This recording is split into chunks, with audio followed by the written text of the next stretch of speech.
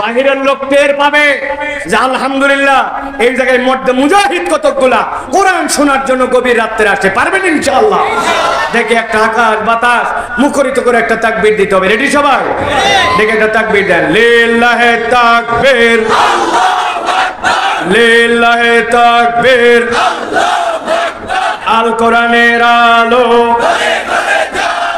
আল হাদিসের আলো, তোমার নেতা আমার নেতা, তোমার নেতা আমার নেতা, লিল্লাহি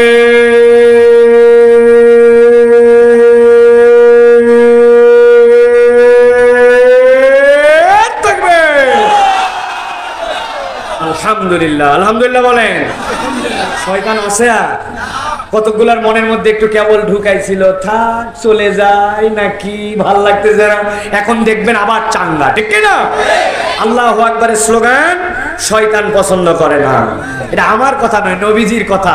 আজান যখন হয় আল্লাহু আকবার শুনলে শয়তান পিছন দিক দিয়ে হাওয়া মারতে মারতে পালায়, তার মানে আল্লাহু আকবার ওর পছন্দ হয় না। এই জন্য যাদের আল্লাহু আকবারের স্লোগান পছন্দ হয় না, বুঝবেন এরা শয়তানের আত্মীয় স্বজন, ঠিক না? ইমানদারের শক্তি হচ্ছে আল্লাহু আকবার। আল্লাহ আমাদেরকে আল্লাহু আকবারকে আমাদের হৃদয়ে ধারণ করার তৌফিক দেন, বলেন আল্লাহুম্মা আমিন। প্রিয় ভাইয়েরা, আমরা সংক্ষিপ্ত সময়ে আপনাদের কাছে একটা গুরুত্বপূর্ণ বিষয় আলোচনা করব বলে মনস্থির করেছি। সেটি হচ্ছে কোরআনের সাথে আমাদের সম্পৃক্ত হওয়া, ইসলামের পক্ষে থাকা, কোরআনকে ধারণ করা, এটা যে আমাদের প্রয়োজন, এটা আমরা স্বীকার করি কিনা? স্বীকার করি? স্বীকার করি আমরা কম বেশি। কিন্তু আমাদের কাউকে যদি জিজ্ঞাসা করা হয়, ভাই কোরআনের সাথে যে আমাদের সম্পৃক্ত হওয়ার দরকার, এটা কেন দরকার? একজন বলবে কোরআনের সাথে সম্পৃক্ত হলেও আমার রিজিক হয়, না হলেও আমার রিজিক হয়, অতএব রিজিকের সাথে তোমার কোরআনের কোনো প্রয়োজনীয়তা দেখতে পাচ্ছি না আমার বাহ্য চোখে। বলবে কিনা ভাই? এরকম লোক আছে কিনা? এটা বলার উদ্দেশ্য প্রিয় ভাইরা, কোরআনুল কারীমের সাথে আমাদের সম্পৃক্ততার কেন প্রয়োজন, এটা আমরা হৃদয় থেকে যদি কোরআন দিয়ে অনুভব করি, তাহলে আমাদের লাইফ স্টাইল আলাদা হবে, আমাদের চলাফেরা আলাদা হবে। আর যদি কোরআনের সাথে সম্পৃক্ততা না বুঝি, তাহলে আমাদের চলাফেরা ভিন্ন রকম হবে। উদাহরণ দিব একটা, ভালো করে বোঝেন, খুব ঠান্ডা মাথায় বোঝেন। আল্লাহ কোরআনুল কারীমের মধ্যে বলছেন, আর রহমান আল্লামাল কোরআন খলাকাল ইনসান আল্লামাহুল বায়ান। আল্লাহ বলছেন, ও দুনিয়ার মানুষ, আর রহমান আল্লাহর পরিচয় দিলেন, আল্লাহ তিনি রহমান।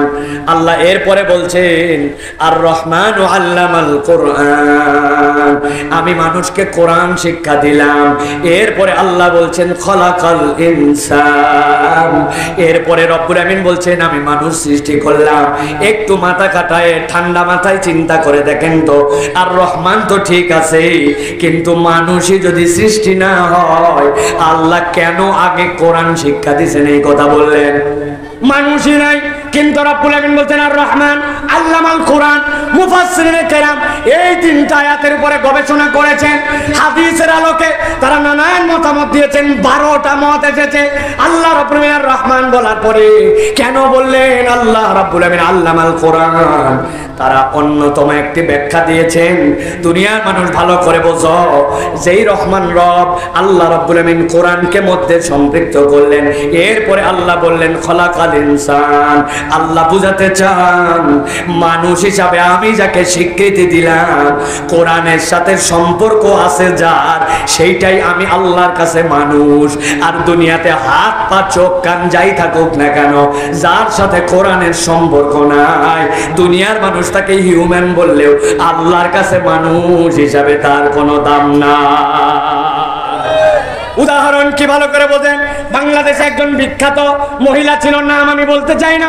সেই মহিলা বলতে বলতে ইসলামের বিপক্ষে, কোরআনের বিপক্ষে, নবীর বিপক্ষে বলতে বলতে স্বাধীনতা, নারী স্বাধীনতার কথা বলতে যে এক সময় বলেছিল, আমার পেট, এই পেটের মধ্যে আমি গর্ভ ধারণ করতে পারি, কোনখান থেকে আমি সন্তান নেব, কারটা নেব না নেব, এটা আমার স্বাধীনতা। এর জন্য কারে বিয়ে করা লাগবে, কারে বিয়ে করা লাগবে না, এই ধর্তব্যের মধ্যে আমার কোনো বাউন্ডারির মধ্যে আমি নাই, আমার পেট আমি যেখান থেকে বাচ্চা নিব।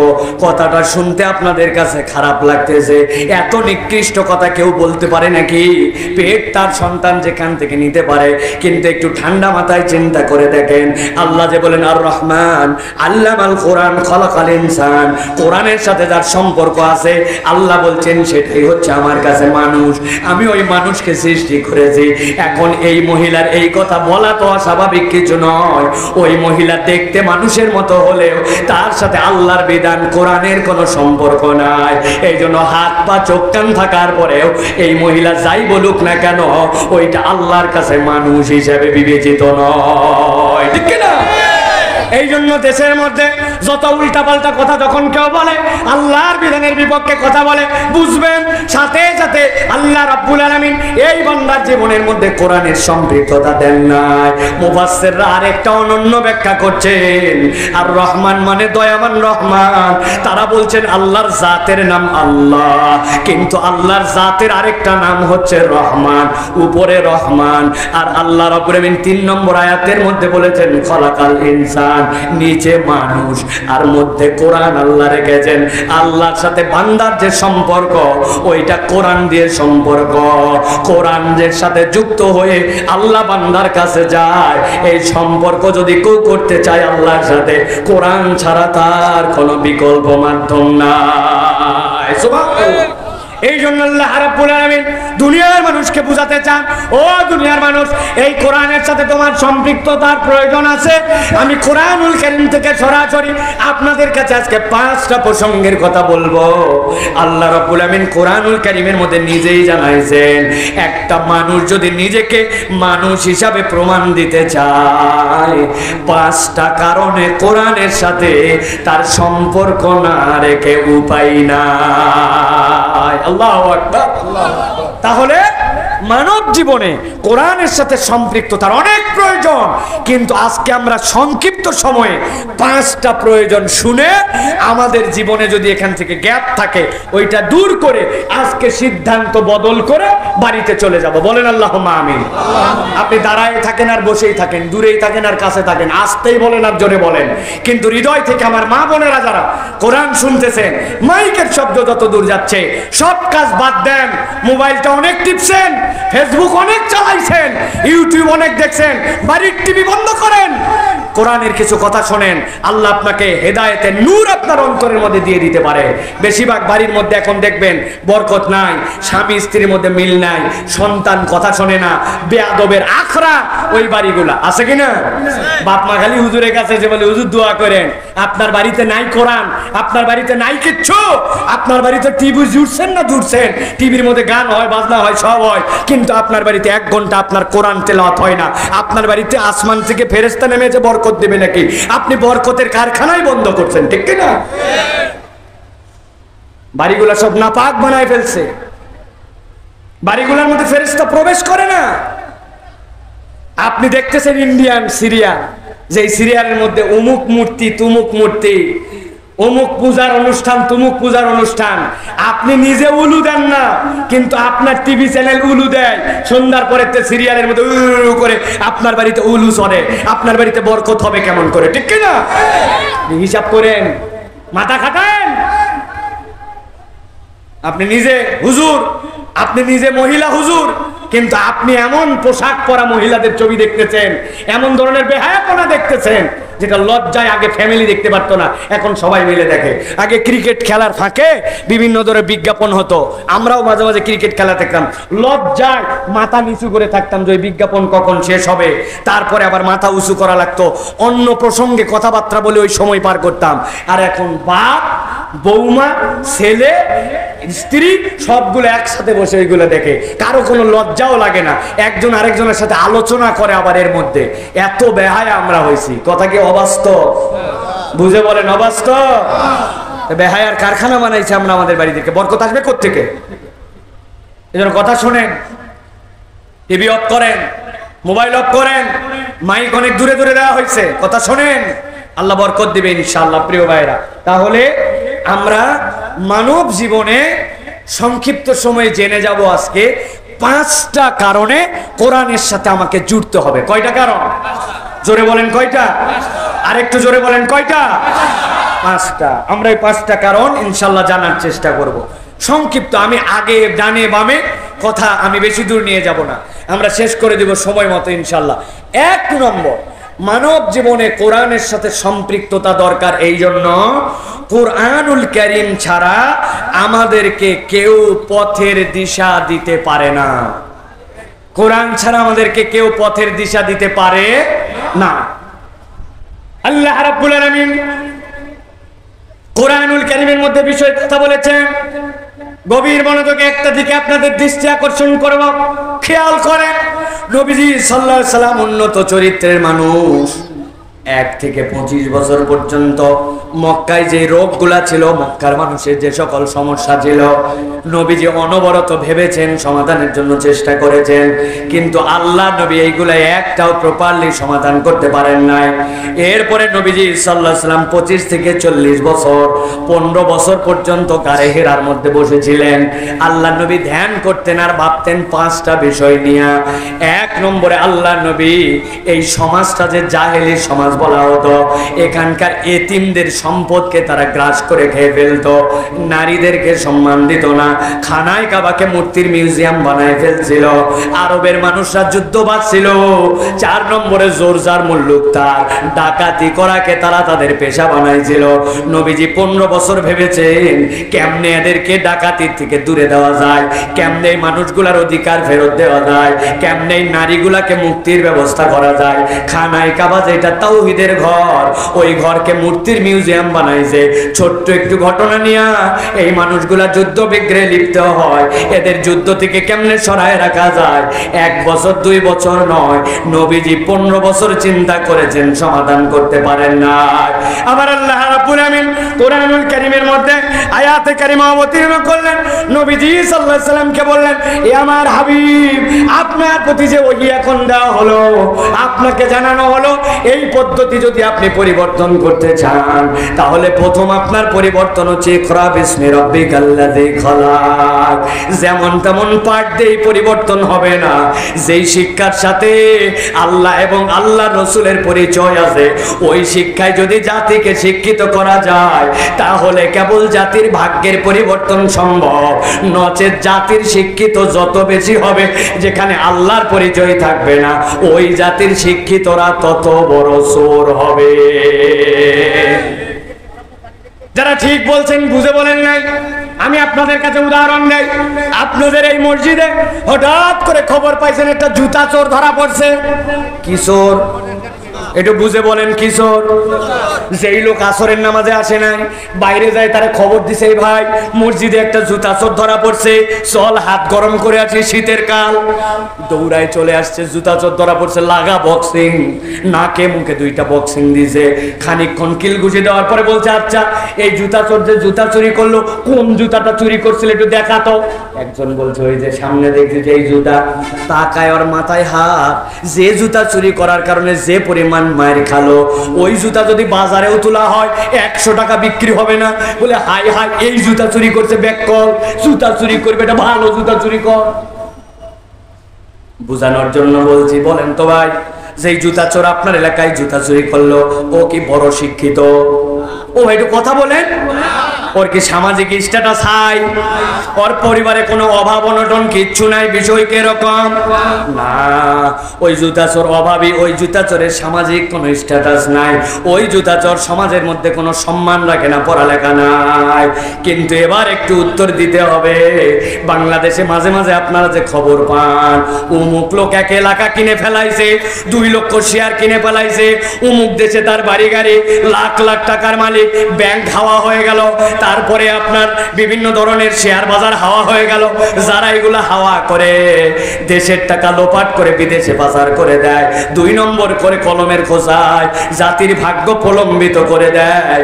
একটু বুঝে থাকলে বলেন তো, এরা কি জুতা চোরের মতো অশিক্ষিত নাকি শিক্ষিত? কথা বলেন, অশিক্ষিত না শিক্ষিত? যেই রাস্তা আপনার হলো, যেই রাস্তার মধ্যে 1 নম্বর পাথর দেওয়ার কথা, ওই জায়গায় দিচ্ছে 2 নম্বর খোয়া। যেই রাস্তা আপনি বলতেছেন 40 ডিগ্রি সেলসিয়াস তাপমাত্রাতে জুতার তলা নাকি আটকায় গেছে, শুনছেন না আপনারা?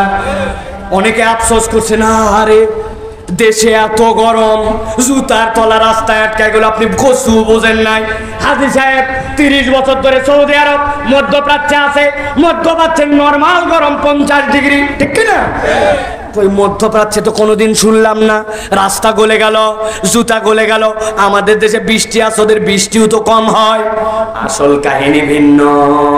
রাস্তা যেই 1 নম্বর পিচ দিয়ে করার কথা, ওই পিচ যদি 1 নম্বর দেন 100 ডিগ্রিতেও গলবে না। ওই বেটা পিচই দেয় নাই, ওই জায়গায় দিছে পোড়া মোবাইল আর ভিটামিনের জায়গায় কেরোসিন। রাস্তা গলবে না তো টিকে থাকবে। যেই জায়গায় দেওয়া লাগবে মোটা মোটা রড, ওই জায়গায় ঢুকাই দিছে বাঁশ। এখন বুঝে থাকলে বলেন, যেই লোক এই 2 নম্বর করলো, ওই লোক কি জুতা চোরের মতো অশিক্ষিত? সমাজে কোনো দাম নাই। তাইলে শিক্ষা এত হলো, কলমের খোঁচায় এত মার, রাষ্ট্র তাকে পুরস্কার দিয়ে দিল, শুদ্ধাচার পুরস্কার। উনার চেয়ে ভালো কোনো ব্যক্তি নাই। এখন তার সম্পদের হিসাব খুঁজে বাইর করতে করতে অবস্থা খারাপ। কথা বলেন। তাহলে কি হলো? তাহলে হলো এই আয়াতে কারিমার দ্বারা বুঝলাম, যে শিক্ষিত হয়ে উনি আগাইল, ওইটা মূলত শিক্ষা হয় নাই, ওর সাথে রবের পরিচয় আর রবের ভয় জড়িত না। যতক্ষণ পর্যন্ত কোরআনের শিক্ষা ওই লোকের অন্তরে না হবে, ততক্ষণ পর্যন্ত সমাজ পরিবর্তন সম্ভব নয়, ঠিক কিনা? আপনাদের এলাকায় যত অফিস, সব অফিসগুলো এখন সিসি ক্যামেরা। কথা বলেন, সিসি ক্যামেরা আছে না? 10 বছর আগে চালু হয়েছে। 10 বছর আগে আমি পাসপোর্ট রিনিউ করার জন্য পাসপোর্ট অফিসে গেছি। বুঝানোর জন্য বলছি, ভালো করে বোঝেন কোরআনের সাথে সম্পৃক্ততার প্রয়োজন কেন দরকার। পাসপোর্ট অফিসে যাই বললাম আমার হজের যাওয়া দরকার। পাসপোর্টে 6 মাসের মেয়াদ না থাকলে ভিসা লাগায় না। তাড়াতাড়ি করে পাসপোর্ট চেঞ্জ করে দেন। যা টাকা লাগে আমি এমার্জেন্সি দিব। সব টাকা জমা দেওয়ার পরে ওই লোক খালি আমারে ঘুরায় আর ঘুরায়। আমি বললাম, ভাই আমার ইমিডিয়েট কাজ দরকার, এজন্য যদি কোনো স্পিড মানি লাগে, ঘুষ তো বলা যায় না, বলা যায় স্পিড মানি লাগে, তাও দিতে রাজি। ওই লোক কোনো কথা বলে না, খালি ঘুরায় খালি ঘুরায়। মেজাজ খারাপ। খানিকক্ষণ পরে বলছে, হুজুর দোতলার থেকে নিচতলায় চলেন। যেই না দোতলার থেকে নিচতলায় আসবো, দোতলার থেকে নিচতলায় আসার সময় একটা সিঁড়ি, এরপরে ল্যান্ডিং, আবার নিচে, ওই 1 সিঁড়ি পার হয়ে ল্যান্ডিং। ওই জায়গায় আসার পরে বলছে, হুজুর 500 টাকা বাইর করেন। আমি বললাম, এই ব্যাক কল, টাকা দেওয়ার জন্য কখন থেকে আমি রেডি। সারাদিন ঘুরায়া একতলাতে নিচতলায় সিঁড়ির জায়গায় এসে টাকা চাও কেন? বলছে, হুজুর আর বলেন না, আমাদের অফিসটি পুরা সিসি ক্যামেরা নিয়ন্ত্রিত, কিন্তু আমরা বড় মনিটরে চেক করে দেখছি অফিসের সব জায়গা ক্যামেরার মধ্যে আসলেও দোতলার থেকে নিচতলায় ল্যান্ডিং এই জায়গাটা ক্যামেরায় ধরে না। ওই জায়গায় ক্যামেরা ধরে না জন্য ওই জায়গায় ঘুষ খায়। কিন্তু বুঝে থাকলে বলেন তো, ওই ব্যক্তির অন্তরে যদি আল্লাহ ভীতির ক্যামেরা ঢুকে যাইতো, তাহলে ওই ব্যক্তির দ্বারা কি 2 নম্বর করার সুযোগ ছিল? আমার আল্লাহ রাব্বুল আলামিন এই জন্য বলছেন, 1 নম্বরে বান্দা, তোমার জীবনে পথের দিশা যদি পেতে চাও, তাহলে কোরআনুল কারীমের সাথে তোমাকে সম্পৃক্ত হতে হবে। আল্লাহ বলছেন, আলিফ লাম রা কিতাবুন আনজালনাহু ইলাইকা লিতুখরিজান নাসা মিনাজ যুলুমাতি ইলান নূর। এই দুনিয়ার মানুষ, আমি আল্লাহ রাব্বুল আলামিন তোমাকে বললাম, এমন কিতাব তোমাকে দেওয়া হলো, আনজালনাহু ইলাইক, আপনার প্রতি অবতীর্ণ করা হয়েছে, লিতুখরিজান নাসা মিনাজ যুলুমাতি ইলান নূর। এই মানুষগুলো অন্ধকার, ওই অন্ধকার থেকে আলোর রাস্তা দেখার জন্য এই কোরআন। সুবহানাল্লাহ। এমন লোক আপনার সমাজে আছে, মরে যাবে সে, কিন্তু 2 নম্বর করবে না, ঘুষ খাবে না, মিথ্যা কথা বলবে না, মরে যাবে সে। আছে কি না? আরে এমন লোক আছে, প্রয়োজন নাই, কিন্তু ওই লোকের ইমানের অবস্থা এমন, ওরে আপনি জোর করে রমজান মাসে ধরছে নাই, মুখটা আপনার শুকনা, ভাই আহারে তুমি আমার কাছের দোস্ত, এই দেখো তোমার জন্য 1 বোতল জুস আনছি। ভাই আমি অফিস থেকে বের হয়ে যাওয়ার পরে তুমি ঘরের মধ্যে যাই 1 বোতল পানি খাইয়ে নিও। আড়ায় হাত তুলে হাত গোছায় বলবে ব্যাক কল বেয়াদব, দেখি তোর গাল দে তো এক থাপ্পড় দে, বেয়াদব কোথাকার। তুমি আমার মুখ শুকনা দেখে তুমি আমার কাছে নিয়ে আইছো জুস নিয়ে আইছো, তুমি ব্যাক কল। বলে ভাই আমার সামনে খাইস না, বাথরুমে খাস।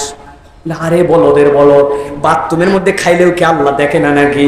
বলছে তাহলে এক কাজ কর, তোর বাড়িতে পুকুর আছে না, পুকুরের মাছ বরাবর যায় ডুবকি দিয়ে এক ঢোক পানি খাস, কেউ দেখবে না। বলে আরে বেকুবের বেকুব, পুকুরের মধ্যে ডুব দিয়ে খেলে, বাথরুমে খেলে, একা খেলে, সব জায়গায় আল্লাহ দেখে। রমজান মাসে এক ঢোক পানি খাওয়াতে পারবেন না, কিন্তু আল্লাহর ওই বান্দা রমজান মাসে প্রত্যেক দিন 1 লাখ টাকা ঘুষ না খায় বাড়িতে যায় না। আছে কি না? যেই লোক আপনার কাছে এই পানি খাইল না, যেই লোক আপনার ডুব দিয়া গোসল করার সময় এক ঢোক মুখে পানি দিল না, ওই লোক রমজান মাসে দোকানদারি করে, 2 নম্বর মাল বিক্রি করে, 3 নম্বর মাল বিক্রি করে, মিথ্যা কথা বলে কাস্টমার ঠকায়। আছে কি না? কেন তাহলে এই পরিবর্তন হলো না? কেন এটা হচ্ছে না? আল্লাহ রাব্বুল আমিন বলছেন কিতাবুন আনজালনাহু ইলাইক লিতুখরিজান নাসা মিনাজ যুলুমাতি ইলান নূর। এই কোরআনকে তোমার হৃদয়ে ধারণ করতে হবে, এই কোরআনের সমাজ লাগবে, নচেত বান্দাদেরকে প্রকৃত অন্ধকার থেকে আলোতে আনা যাবে না। ঠিক কি না? অতএব পথের দিশা যদি পেতে চাই কোরআনওয়ালা হতে হবে। বাংলাদেশে একটা আন্দোলন হয় দুর্নীতিকে না বলুন, জানেন আপনারা? জানেন আপনারা? দুর্নীতিকে না বলুন। বাজেট হয়েছে কত জানেন? 10 কোটি টাকা। বাংলাদেশের যত ডিসি কোর্ট, বাংলাদেশের যত উপজেলা প্রশাসন, ইউনিয়ন পরিষদ, সব জায়গাতে পোস্টার লাগাতে হবে, তারপরে সুন্দর করে ফেস্টুন লাগাতে হবে, স্টিকার লাগাতে হবে। ধরেন কথার কথা 10 কোটি টাকা বাজেট, দুর্নীতিকে না বলুন। যখন বাজেট পাস হওয়ার পরে টেন্ডার হয়েছে 8 কোটি টাকা, দুর্নীতিকে না বলুন, এই টাকা দুর্নীতি হয়ে গেছে। আছে না ভাই? কেন এই পরিবর্তন হয় না? আল্লাহ রাব্বুল আলামিন বলছেন এই কোরআন তোমার পথের দিশা, এটা তোমাকে স্বীকার করে নিতে হবে। কুরআনুল কারীমের সূরা মায়েদা 16 নম্বর আয়াতের মধ্যে আল্লাহ বলছেন ইয়াহদি বিহিল্লাহু মানিত্তাবা'a রিদওয়ানাহু সুবুলাস সালাম ওয়া ইউখরিজুহুম মিনাজ যুলুমাতি ইলান নূর। এই কোরআন তোমার জন্য হেদায়েত, তবে তোমাকে স্বীকার করতে হবে কোরআনের পথটা তুমি গ্রহণ করতে চাও। একবার যে কোরআনের পথ গ্রহণ করে নিবে, আল্লাহ বলছেন আল্লাহর দায়িত্ব হচ্ছে এই বান্দাকে অন্ধকার থেকে বের করে আলোর দিশা দেখায়া দেওয়া। সুবহানাল্লাহ। অতএব প্রিয় ভাইরা, আপনাকে স্বীকার করতে হবে কোরআন ছাড়া কেউ আলোর দিশা দেখাতে পারে না। আপনি উমুক তন্ত্রের পিছে, তুমুক মতবাদের পিছে, শিক্ষার নামে অশিক্ষা, কুশিক্ষা, শিক্ষার নামে এমন কিছু শিখাচ্ছে যেটা শিক্ষাই বলা চলে না, যেটা পড়লে মুসলমানের বাচ্চার ঈমান চলে যেতে পারে। আপনার আমার ট্যাক্সের টাকায় আপনার আমার বাচ্চাকে ওই পাঠ দেওয়া হচ্ছে। ঠিক কি না? এগুলো আপনাকে আমাকে শেখানো হচ্ছে। আল্লাহ বলছেন এগুলো একটাও কার্যকর হবে না। অথবা আপনার ঈমান রাখতে হবে যে কোরআন ছাড়া আমাদেরকে কেউ পথের দিশা দিতে পারে না। এখন এটা বললাম মুখে, কিন্তু নিজের বাচ্চা কাচ্চাকে কোরআন শিখালাম না, নিজের বাচ্চা কাচ্চাদেরকে কোরআনের পক্ষে রাখলাম না। বললাম কোরআন পথের দিশা দেয়, একটা বাচ্চা তেলাওয়াত করতে জানে না, একটা বাচ্চা সুন্দর করে কোরআনমুখী হলো না, তাহলে কেমনে হবে ভাই? আসমান থেকে তো হবে না। তাহলে আমাদেরকে এই সিদ্ধান্তের আলোকে আমাদেরকে কোরআনমুখী হওয়ার জন্য চেষ্টা করতে হবে। এটা হচ্ছে 1 নম্বর বিষয়। প্রিয় ভাইরা, কয়টা বিষয় বলবো বলেছি? 5টা। সংক্ষিপ্ত সময় প্রিয় ভাইরা, চলেন এবার 2 নম্বরটা আমরা দেখি যে কোরআন আমাদের জীবনে কেন দরকার। আমার আপনার জীবনের যদি উদ্দেশ্য জানতে চাই, জীবনের মূল টার্গেট কি, জীবনের মূল উদ্দেশ্য কি, কোরআনুল কারীম ছাড়া আপনার আমাকে কেউ জীবনের উদ্দেশ্য জানাবে না। আমার তরুণ, আমার ইয়াংরা এমন ভাবে বিভ্রান্ত হয়ে গেছে, ওদের কাছে জীবনের উদ্দেশ্য কি জিজ্ঞাসা করেন, জীবনের উদ্দেশ্য হচ্ছে একটা বড় চাকরি করা, জীবনের উদ্দেশ্য টাকা কামাই করা, জীবনের উদ্দেশ্য একটা বাড়ি করা, জীবনের উদ্দেশ্য একটা সুন্দরী নারী বিয়ে করা। এটা অনেকে জীবনের উদ্দেশ্য বানাইছে। আছে কিনা? আহারে, কত যুবক আমাদের কাছে আসে, হুজুর 1 বছর 2 বছর নয় 5 বছরের পরিচয়, এরপরে বিয়ে করার পরে 3 দিন পর্যন্ত সংসার টিকে না, সংসারের পরে ভেঙ্গে খান খান হয়ে যায়। তুমি না তোমার জীবনের উদ্দেশ্য বানাইছিলে পছন্দের মানুষ আর সুন্দরী নারীকে বিয়ে করা, তাই যদি হয় তাইলে তোমার এই অবস্থা কেন? জাপানে গিয়েছিলাম, জাপানে অনেক দিন ছিলাম, জাপানের মানুষ উন্নতির আর কোনো জায়গা খুঁজে পায় না, এত উন্নতি তারা করে ফেলছে, কিন্তু ওই জাপানের মানুষ বয়স, তাদের আয়ুষ্কাল অনেক বড়, ওই জাপানের মানুষও মরার জন্য সরকারের কাছে পারমিশন চায়। জাপানের থেকে বেশি আত্মহত্যা প্রবণ কোনো জাতি নাই। যারা পুরো পৃথিবীকে টেকনোলজি দেয়া গেল, কোনো অভাব নাই, তাহলে কেন তারা আত্মহত্যা করে? কেন গভর্নমেন্টের কাছে আবেদন করে আমি আর বাঁচতে চাই না, আমাকে শেষ করে দেওয়ার পারমিশন দেওয়া হোক, আমার নিরাপদ মৃত্যুর ব্যবস্থা করা হোক? এই আয়াতে কারিমার দ্বারা বোঝা যায় দুনিয়ার মানুষ প্রকৃত জীবনের উদ্দেশ্য যদি না বোঝে, তাহলে ওই মানুষ তার জীবনে সুখ খুঁজে পাবে না। আল্লাহ রাব্বুল আলামিন কোরআনুল কারীমের মধ্যে বলছেন, বান্দা তোমার জীবনের উদ্দেশ্য বোঝো। আল্লাহ বলতেন, আল্লাযী খালাকাল মাউতা ওয়াল হায়াতা লিয়াবলুয়াকুম আইয়ুকুম আহসানু আমালা। এই দুনিয়ার মানুষ, আমি আল্লাহ রাব্বুল আলামিন তোমাকে আগে জানালাম, আল্লাযী খালাকাল মাউতা, যিনি মৃত্যু সৃষ্টি করছেন। তুমি অনেক সময় বুঝো না, তুমি মনে করো তোমার জীবনটা অটোমেটিক চলে আসছে। না না না, আল্লাহ বলছেন আমি তোমাকে জানালাম যিনি মৃত্যুর স্রষ্টা, আবার তিনি জীবনের স্রষ্টা, যিনি মৃত্যু থেকে তোমাকে জীবন দিলেন, আবার তোমাকে মারতে পারেন, তিনি আল্লাহ। তিনি তোমার জীবনের উদ্দেশ্য জানাচ্ছেন, লিয়াবলুয়াকুম আইয়ুকুম আহসানু আমালা, তোমাদের মধ্যে উত্তম ভাবে আল্লাহর জন্য প্রচেষ্টা করতে পারো কে? এই উত্তম প্রচেষ্টাকারী হিসাবে আমি আল্লাহ তোমাকে সৃষ্টি করেছি। সুবহানাল্লাহ বলে। বুঝেন নাই? ভালো করে একটা উদাহরণ দেই। উত্তম প্রচেষ্টাকারী দ্বারা কি বুঝাইছেন আল্লাহ? আপনি বুঝেন নাই? জীবনে ইসলাম একটা জিনিস আপনাকে শিখিয়েছে, মুসলমান কখনো পারফেকশনিস্ট হয় না, নিখুঁত হয় না, কিন্তু মুসলমান উত্তম প্রচেষ্টাকারী হয়। আল্লাহ যদি এই জায়গায় বলতেন, ও দুনিয়ার মানুষ, আমি তোমাকে সৃষ্টি করেছি আইয়ুকুম আকমালু আমালা, তোমাদের মধ্যে পূর্ণ আমল কে করতে পারে, দুনিয়ার সব মানুষ ব্যর্থ হয়ে যেত। কেমন করে? এখানে একজন লোক হাত তোলেন, হুজুর জীবনে এমন ভাবে আমার লাইফে আমি 2 রাকাত নামাজ আদায় করেছি, যেই নামাজে আমার মন কোনো দিকে যায় নাই, নিখুঁত আল্লাহর দিকে ছিল।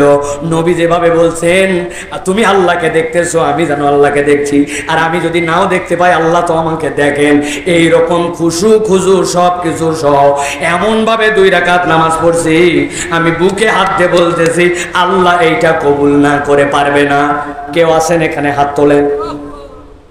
পারবো কেউ বলতে? আপনারা বলবেন হুজুর এত ওয়াজ আপনি করেন, বাপের বেটা হলে আপনি হাত তোলেন, ঠিক না? কিন্তু আমরা কেউ হাত তুলতে পারি না। তাহলে আমাদের ইবাদত কি হবে? আমাদের নামাজের কি হবে? আমাদের রোজার কি হবে? আমাদের দান সদকার কি হবে? আল্লাহ বলছেন, ভালো করে বোঝেন, আল্লাহ বলছেন, ও বান্দা আমি তো তোকে পূর্ণতার জন্য সৃষ্টি করি নাই, লিয়াবলুয়াকুম আইয়ুকুম আহসানু আমালা, আমি দেখতে চাইছি সর্বোচ্চ চেষ্টাটা তোর মধ্যে ছিল কিনা। 2 রাকাত নামাজের জন্য দাঁড়ায় গেছে, সানা পড়তে পড়তে মন অন্যদিকে চলে গেছে, সাথে সাথে বলছে আল্লাহ আমার মন তো আমি অন্যদিকে নিতে পারি না। আবার নিয়ে চলে আসছে সূরা ফাতিহার দিকে, সূরা ফাতিহার 3 আয়াত যাতে না যাতে আবার চলে গেছে পরিবারের দিকে, পূর্বের দিকে, অমুক কথার দিকে, আবার মনকে টেনে আনছি। আনার পরে সূরা ফাতিহা শেষ করার পরে সূরা ইখলাস পড়ছি, সূরা ইখলাস পড়ার পরে নামাজের থেকে আবার মন ছুটে গেছে, সাথে সাথে আল্লাহর কাছে আবার তওবা করছি, তওবা করে আবার মন নিয়ে আসছি নামাজের মধ্যে, রুকুতে চলে গেছি। যাওয়ার পর আল্লাহকে বলছি, আল্লাহ এতক্ষণ ধরে যা চেষ্টা করলাম, এখন আমি দুনিয়ার মানুষ হলে হবে কি? দুনিয়ার যত পশু প্রাণী যারা রুকুর হালতে আছে, আয় আল্লাহ আমি এখন রুকুর হালতে চলে গেছি। যাওয়ার পরে এখন তোমার কাছে বলছি, আল্লাহ সুবহানা রাব্বিয়াল আযীম, আমি যখন মাজা ভেঙ্গে পশুদের মতো, তখন আমি বলছি আমার রব পবিত্র এবং তিনি সবচেয়ে বড়। এরপরে বান্দা দাঁড়ায় গেছে সামি আল্লাহু লিমান হামিদা বলে, বান্দার মন অন্যদিকে গেছে। কিন্তু আল্লাহ বলছেন বান্দা এতক্ষণ পর্যন্ত তুই যা বলছিস সামি আল্লাহু লিমান হামিদা, তোর রব সবগুলা শুনেছে। বান্দা খুশিতে রব্বানা লাকাল হামদ বলেছে, বলার পরে সিজদায় চলে গেছে। সিজদায় যাওয়ার পরে কপাল যখন তার মাটিতে, যখন সাপ টিকটিকি বেজি তেলাপোকা তাদের মতো তার কপাল যখন মাটির সাথে লাগানো, ওই বান্দার কপাল মাটিতে, তখন আল্লাহর কাছে বলছে সুবহানা রাব্বিয়াল আলা, আমার কপাল যখন স্বপ্নের নিচে, আমার রব তখন সবচেয়ে উপরে। আমার বান্দার নামাজের মধ্যে মন হাজারবার গেছে, কিন্তু নামাজ বাদ দিয়ে দেয় নাই, নামাজের মধ্যে থাকার চেষ্টা করছে।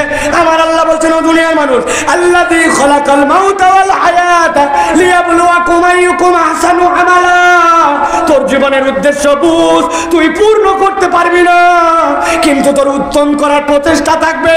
বান্দা যখন এই উত্তম করার প্রচেষ্টা করবে, হাজার ভুল হওয়ার পরেও বান্দার ওই আমলকে আল্লাহ কবুল করে নিবে। আমার আল্লাহ বলছেন জীবনের উদ্দেশ্য বুঝ বান্দা, অন্তর দিয়ে বুঝ, কেউ তোরে বুঝাবে না। দুনিয়ার সবাই তোর পিছনে লাগছে, তোরে সবচেয়ে সেরা হওয়া লাগবে, সবচেয়ে ভালো হওয়া লাগবে, সবচেয়ে ফার্স্ট হওয়া লাগবে। আল্লাহ বলছেন ফার্স্ট হওয়ার প্রতিযোগিতা আল্লাহ তোরে নামান না। আল্লাহ দেখতে চান তোর সাধ্যের মধ্যে তোর রবের জন্য তুই সর্বোত্তম চেষ্টা করিস কিনা। বান্দা যদি হৃদয় একবার এইটা ধারণ করে নিতে পারে, তাহলে সে তার রবের দেওয়া জীবনযাপনের পদ্ধতিকে পছন্দ করে নিয়ে তার জীবনের উদ্দেশ্যের পথে বান্দা আস্তে আস্তে আগাবে। ঠিক কি না? কে শিখাবে এটা আপনাকে? দুনিয়ার কেউ আপনাকে শেখাবে না, কোরআন আপনাকে এটা শিখাবে। আল্লাহ আরেকটা উদ্দেশ্য বলতেছেন, এই দুনিয়ার মানুষ, কি জন্য তুমি সৃষ্টি হইছ? আমি আমার জন্য সৃষ্টি হইছি। আমার পার্সোনাল লাইফ, আমার পার্সোনাল ফ্যামিলি, আমার পার্সোনাল ব্যাংক, আমার পার্সোনাল কামাই। আল্লাহ বলছেন তুমি ভুলের মধ্যে আছো। কুনতুম খায়রা উম্মাতিন উখরিজাত লিন-নাস তা'মুরুনা বিল মা'রুফি ওয়া তানহাউনা আনিল মুনকার। বান্দা বুঝে নাও, তোমাকে তোমার জন্য সৃষ্টি করা হয় নাই। কুনতুম খায়রা উম্মাহ, তুমি উত্তম উম্মত, এই জন্য উখরিজাত লিন-নাস, তোমাকে অপর ভাইয়ের কল্যাণের জন্য সৃষ্টি করা হয়েছে। সুবহানাল্লাহ বলে। আমি আমার জন্য সৃষ্টি হয়ে উত্তম হই নাই, অপর ভাইয়ের জন্য। অপর ভাইয়ের কি কাজের জন্য? আল্লাহ বলছেন তা'মুরুনা বিল মা'রুফ, অপর ভাইকে তুমি সৎ কাজের আদেশ দিবে, ওয়া তানহাউনা আনিল মুনকার, অন্যায় থেকে তাকে ফিরাবে। বুকে হাত দিয়ে বলেন, বুকে হাত দিয়ে একবারে ইমানে বলেন, আমাদের সমাজের মধ্যে সৎ কাজের আদেশ আর অন্যায় থেকে ফিরানো এই আমল আছে ভাই? কথা বলেন, আছে? মোড়ের মধ্যে গান বাজনা হয়, এতটুকু একটা ছেলে বিড়ি সিগারেট খায়, মুরব্বী দেখে মাথা ঘুরায়, ঘুরে এই দিক ঘুরায় যায়, ওর বেটা বিড়ি খাচ্ছে না গাঁজা খাচ্ছে, এই ঝামেলায় আমার জড়ানোর দরকার নাই। রাস্তার মধ্যে বেহায়াপনা বেলাল্লাপনা, ঈদের দিন ডেক্স বাজায়, অমুক বাজায়, তুমুক বাজায়, উদাম পাদাম গান বাজনা হয়, চিন্তা করে এই ঝামেলার মধ্যে জড়ানোর দরকার নাই। আপনি জেনে রাখেন, আপনার পরিচয় আর রাস্তার কুকুরের পরিচয় এক নয়। কুকুর আপনার থেকে উন্নত, আপনি কুকুরের থেকে নিচে। বালহুম আদাল। কেননা আল্লাহ আপনার উত্তম হওয়াকে সম্পৃক্ত করেছিলেন, আপনার জীবনের উদ্দেশ্য বুঝাতে যে বলেছিলেন তুমি উত্তম এই জন্য অপরের কল্যাণে তুমি বের হইছো, অপরকে সৎ কাজের আদেশ দিব, অন্যায় থেকে ফিরাবে।